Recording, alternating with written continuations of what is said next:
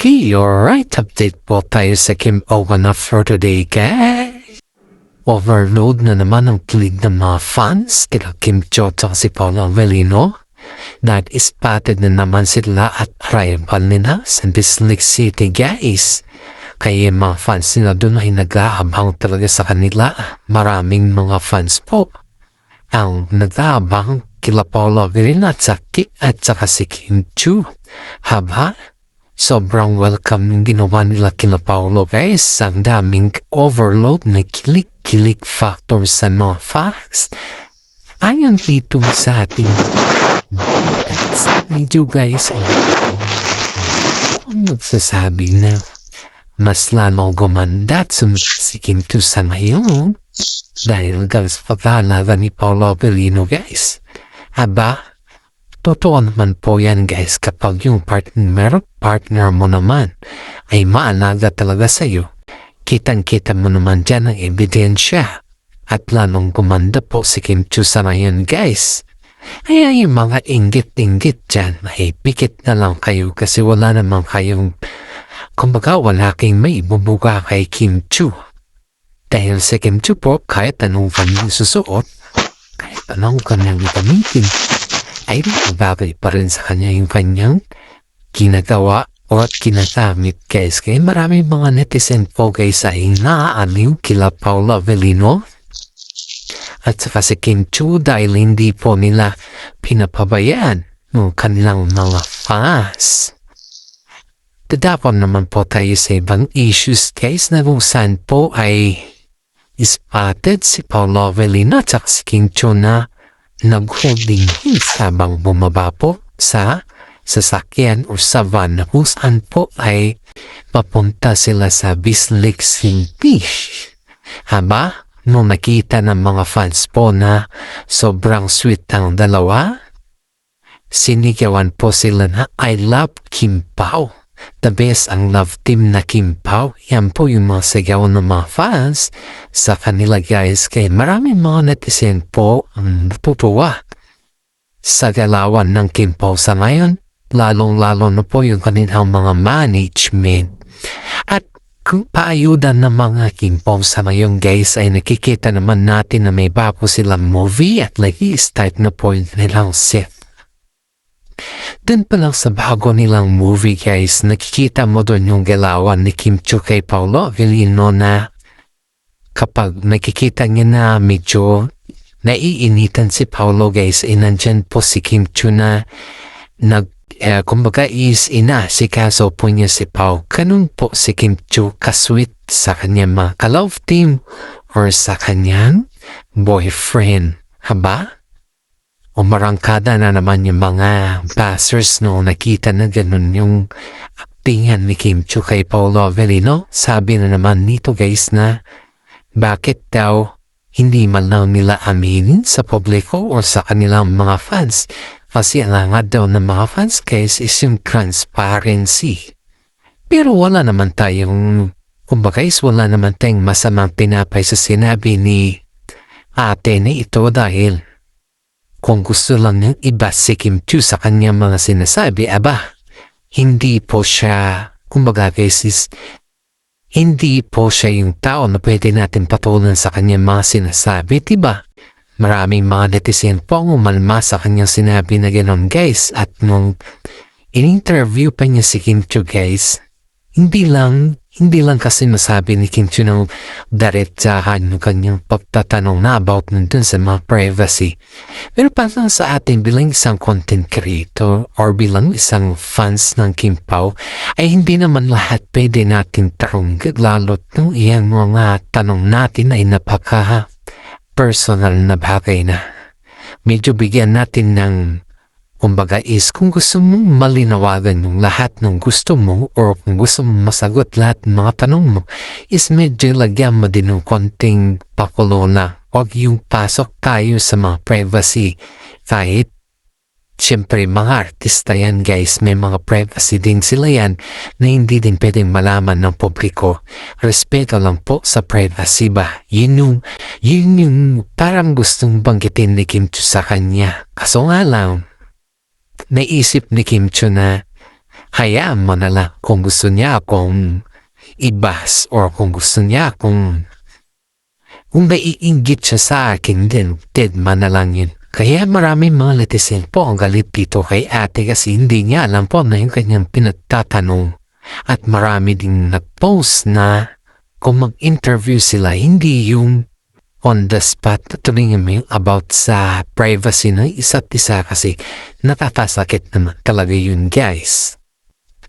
Ito naman tayo guys sa mami ni Paolo Avellino kung saan po ay botong-boto kay Kim Chiu. Palagi niya po itong hinahanap tuwing si Paolo Avellino lang po yung nakatawagan niya. Haba, sabi ni mami ni Paolo Avellino guys na I'm so much very excited na makita si Kim Chiu ulit kasi namimiss ko na talaga si Kim Chiu na kabanding dahil ang sarap niyang kabanding. Hindi siya yung maalate at wala po siyang ganun na eksena sa lahat ng bagay. Kaya si mami ni Paolo Avellino po is maluwag yung loob niya kay Kim Chiu dahil si Kim Chiu naman po ay alam niya naman kung ano naman yung kaluwagan ng mami ni Paolo Avellino at hindi siya yung tao na imbang sinasamantala yung kabaitan ng ibang tao. Wala po siyang ganun guys. Wala pong ganun si Kim Chiu. Ang iniisip kasi ni Kim Chiu guys is kung napapasaya niya yung kapag yung tao or nai-entertain niya ay masaya na siya doon. Kaya nga mapayudan ng kanilang mga fans sa kanya ay nababaitan talaga siya sa kanya. Ito pa guys dito ayon dito sa ating legit na sources sa loob ng showbiz ay may isang kaibigan si Kim Chiu guys na gusto ata umiram ng pera sa kanya. Ayon dito sa ating nasagap na balita ay hindi pa natin alam kung pinahiraman siya ni Kim Chiu or hindi kasi parang nag-aabisto ata itong si friend. Siyempre, pag friend mo feeling close sa'yo, alam mo na yun. O may kailangan siya, siyempre lalapit.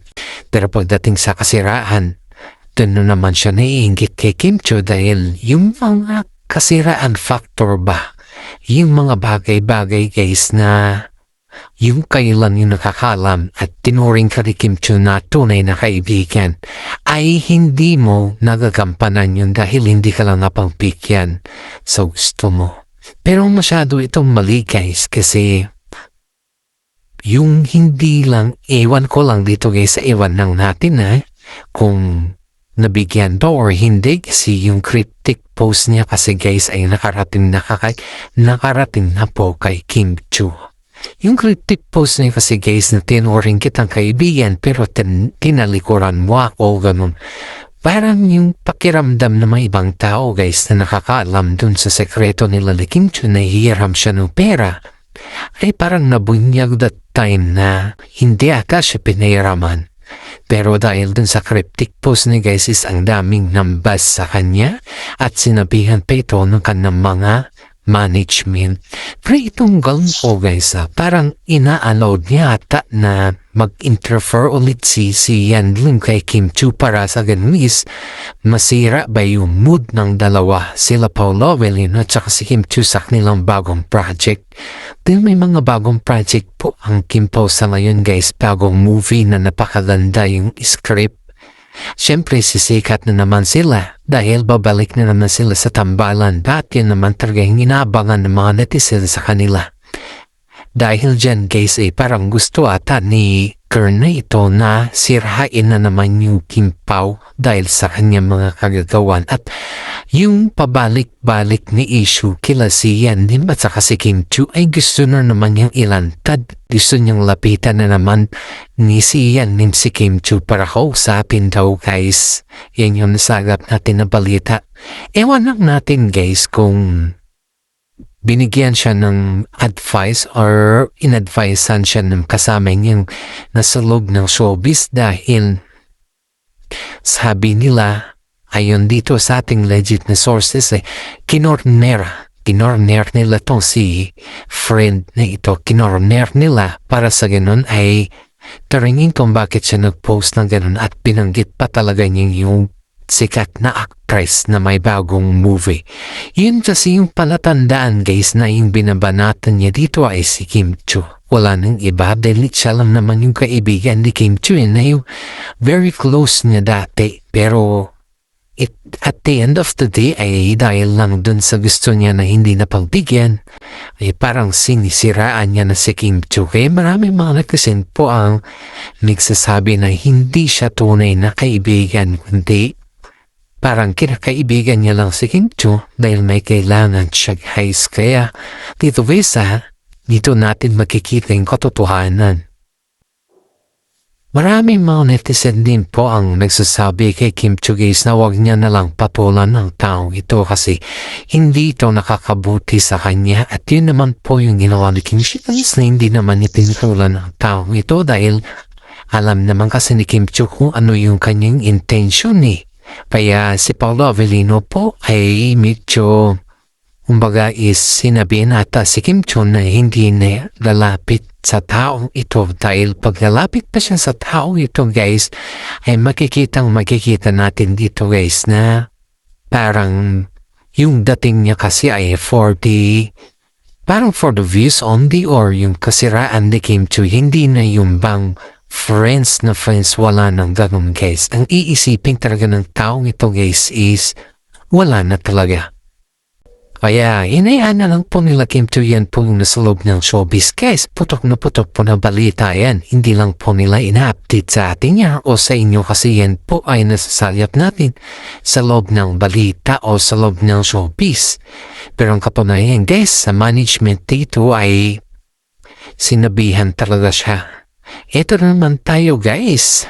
Si Kim Chiu po ay may kasamang isang actor ata ito no kung saan po ay parang sa role kasi ni Paolo Avellino dito guys is yung may boyfriend si Kim Chiu dati tapos parang break up tapos nandun si Paolo Avellino sa kanya. Punubating si Paolo Avellino sa kanyang buhay. Ito po kasing role ni Paolo Avellino dito guys. Pero itong si actor na to ay talagang crush ni si Kim Chiu. At patagal na kaya medyo may pagselos-selos na naman si Paolo dito guys. Pero hinayaan na lang po nila na medyo selos-selos ang factor para sa ganun po ay normal naman. Kasi na nagsiselos si Paolo kung ganyan naman kakaganda si Kim Chiu, diba? Naman po siguro sino kung ganyan kaganda yung lead, yung female lead, yung female leading mo, diba?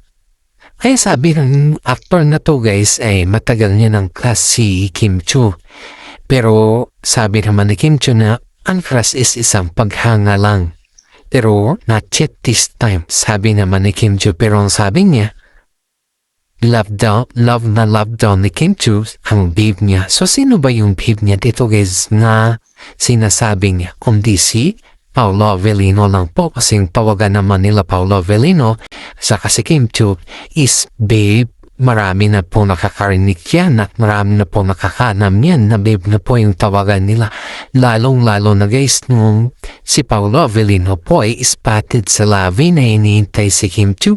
Doon po talaga natin makikita na si Paolo Avellino po ay very yung bang nag-e-effort talaga siya na hinihintay si Kim Chiu doon sa baba ng labi ng kanilang kondo guys.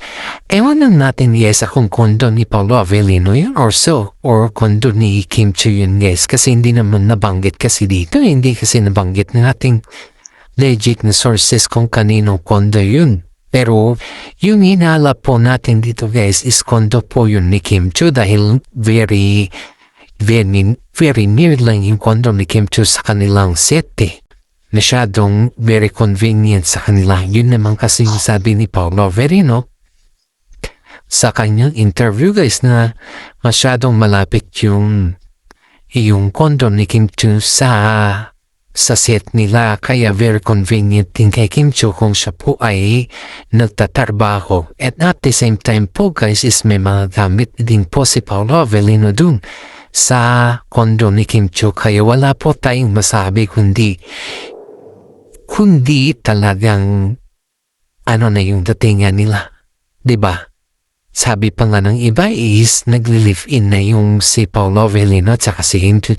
Ewan lang natin guys, siguro sila na yung makakasagot niyan kung totoo yung ating mga nasasagap na news na nagli-live-in sila. Pero palagi silang spotted kaysa palaging spotted kasi kasama namin yung kanilang barkada nung isang araw ay sinabi sa amin na tundong natulog si Paolo Avellino sa kondo ni Kim Chiu kasi magja-jogging daw. Tapos nga, mailing naman talaga si Paolo Avellino at saka si Kim Chiu guys na nagja-jogging everyday pag may mga time sila. Yung mga free time yun na yun po yung kanilang kahiligan. Kaya marami mga netizen po nagsasabi na kung totoo ba yung nagli-live-in na sila. Para sa akin guys, kung totoo man na nagli-live-in na sila, abang sobrang saya natin dyan. Kasi yan naman talaga yung ating hiling sa kanila na nag-live na sila na yung forever, diba? Marami kasi mga netizen po ang nagsasabi na sana wag na maghiwalay ang Kim Pao at sana may patutungan ang Kim Pao na love team. Dahil ang mga love team sa ngayon guys ay mahaba lang at nag-break yung mga iba. Kung kailan yung mahaba na yung relasyon nila, dun naman sila nag-break up, diba? Halos alam naman natin guys at may mga experience na tayo sa mga ganyan na bagay dahil nakikita naman natin sa ngayon na yung mga mahabang relasyon sa ngayon guys ay yun din yung mga taon na nag-break up din sila. Marami kasi dito sa showbiz case ang ganyan na nangyayari. Kaya sabi ng mga netizen na sana may long table na sila dahil yun ang talaga ang kanilang hinihintay. At hindi lang yan guys. Ang mami rin ni Paolo Avellino ay hindi na makapaghintay sa long table nila kasi super duper excited na yung mami ni Paolo Avellino sa kaganapan sa Kim Pao. Ito nga guys, si Ate Lafam nga po guys ay kinuusap na ni mami ni Paolo patungkol sa ano na yung magiging kumbaga guys is ano na yung magiging plano nila Kim Chiu after this. Pero sabi naman ni Kim Chiu guys na darating ang time sa mga ganyan na bagay at huwag muna sa ngayon dahil marami po tayong project na nakalaan sa atin. Bago natin po tapusin yung ating update for today guys ay gusto ko naman po batiin ng mga senior citizen dyan na patuloy na sumusubaybay sa ating YouTube channel. Sa mga fans po natin na nagsishare, nagre-react at pagko-comment po ng mga positive or negative posts sa ating mga YouTube channels. At sa mga tao din na ayaw din manood, shout out ko din po kayo dahil alam po naman na tinatamad king manood. At sana naman po ay sa mga senior citizens sa mga ibang bansa dyan, pakilatin siya naman po. Dahil iyan po ay nakakatulong din sa ating YouTube channel. Maraming salamat at God bless po sa ating lahat.